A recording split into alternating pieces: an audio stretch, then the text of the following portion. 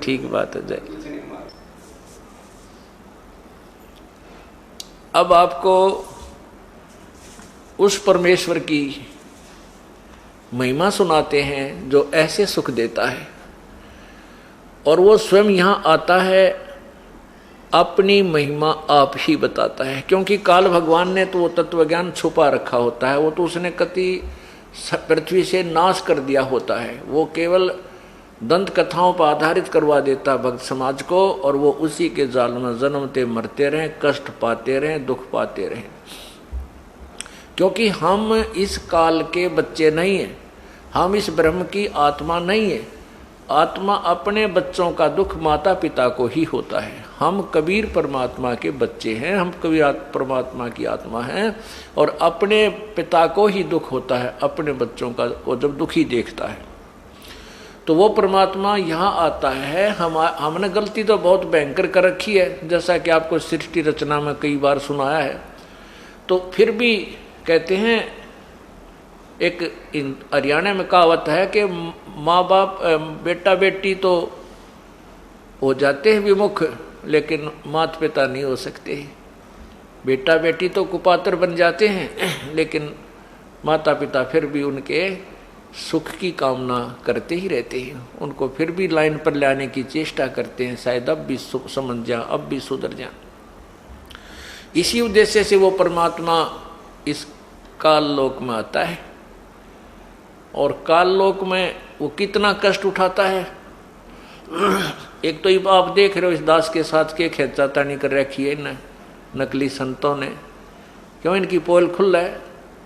अभी मुश्किल माच रही है, थारी रोटी गई, जयु ज्ञान तुम्हारे अज्ञान का पता लग गया तो हैं। लेकिन ये कब तक छुपावेंगे? यह तो बात बिगड़ ली इनकी।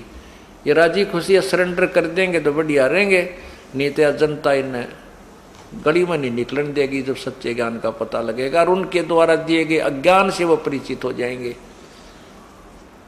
ये न छुपन न जगह नहीं पाओगे। ऋषि महर्षि संत, ये बड़े बैठे मंडलेश्वर करोड़ों लोगों को भुकाए बैठे हैं, इनको छुपने को स्थान नहीं मिलेगा। ये जुबान नहीं निकाल सकते। एक बालक के सामने भी, हमारे तत्व ज्ञान परिचित बच्चे के सामने भी इनके जुबान बंद हो जाया करेगी। और ये पूरे विश्व में, अपने हिंदुस्तान भारत का पूरे विश्व में बोलबाला होगा, क्योंकि पहले ये यहीं शुरू होगा। इसके बाद फिर परदेसी लोग भी बहुत अच्छी तरह समझेंगे, क्योंकि हम एक ही पिता की संतान हैं। पूरे विश्व में एक बार लहर अच्छी आएगी। अगर ऐसा नहीं हुआ तो कुछ, अब देखो क्या हालत हो रही है। हम अपने जीवन में छोटे छोटे थे, उस समय जो आपस में प्यार था, बाण भाई की बेटी, बाण बेटियों की इज्जत थी, शर्म लिहाज थी, कति नाश हो गया है। पैसा पैसा दिखाई देता, बेशर्मी की हद हो चुकी है। कत्लेआम होने लग गए। पैसे के लिए ना बेरा कितने डाके पड़ते हैं, मार दिए जाते हैं। 10-20 हज़ार के लिए आदमी को आदमी मार देता है।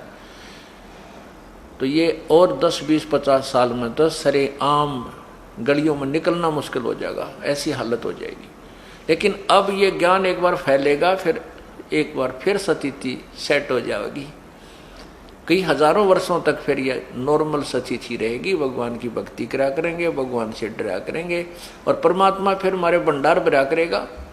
ऐसे ऐसे दुख दूर कर देगा। हम गलती कर भी नहीं सकते, चाहे भूखे बैठ जावा, चाहे हम किसी से, चाहे हम कोई सुविधा में मिले या ना मिले, भगवान से डरा करेंगे। तो वो परमात्मा आकर के अपने तत्व ज्ञान और साथ में अपने वाली शक्ति को यहाँ प्रकट करता है। आपने रात्रि में सुना था, एक सुपथ सुदर्शन था, जिसने पांडवों के अश्वमेध यज्ञ में शंख को बजाया था अपनी भक्ति